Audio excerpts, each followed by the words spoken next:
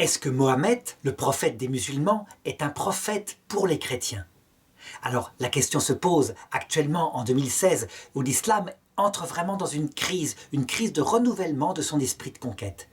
Et donc la réponse à cela, c'est que Mohammed, prophète des musulmans, ne peut en aucune manière être un prophète pour les chrétiens, pour une raison très simple.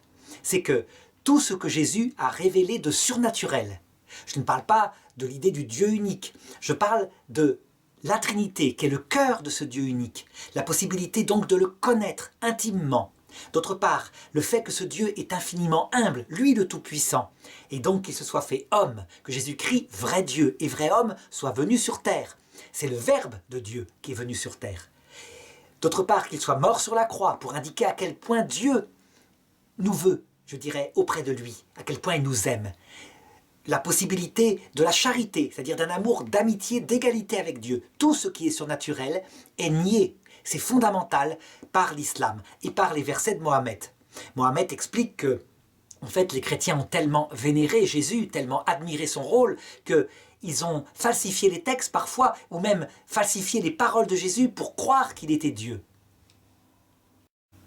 Et donc, la Trinité est comprise dans le Coran comme étant un polythéisme. Je dirais presque, il y a un verset du Coran qui dit d'ailleurs que Marie elle-même serait presque fait par les chrétiens, une divinité serait dans la Trinité.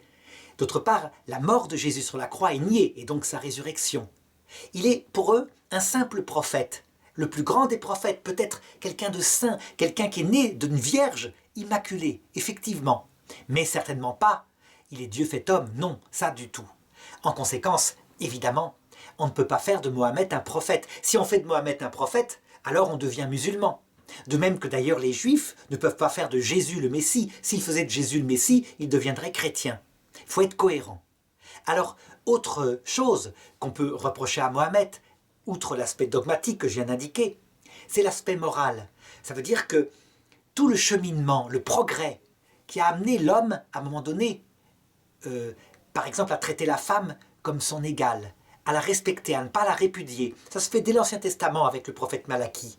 Mais avec Jésus, plus que cela, à aimer ses ennemis, à refuser la lapidation, évidemment, à être prêt à pardonner 77 fois 7 fois. Eh bien, tout cela est remplacé par des commandements qui sont, disons, de l'époque à peu près des frères Maccabées.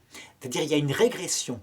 La polygamie est réinstituée par Mohammed, ce qui est une régression manifeste, mais aussi la lapidation des femmes adultères, mais aussi la répudiation. Il suffit de dire 3 fois « je te répudie » pour que la femme soit répudiée. Et le mari garde les droits sur les enfants.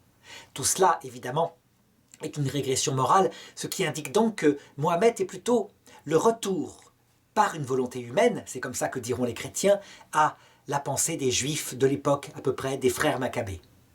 Donc vers 200 avant Jésus-Christ.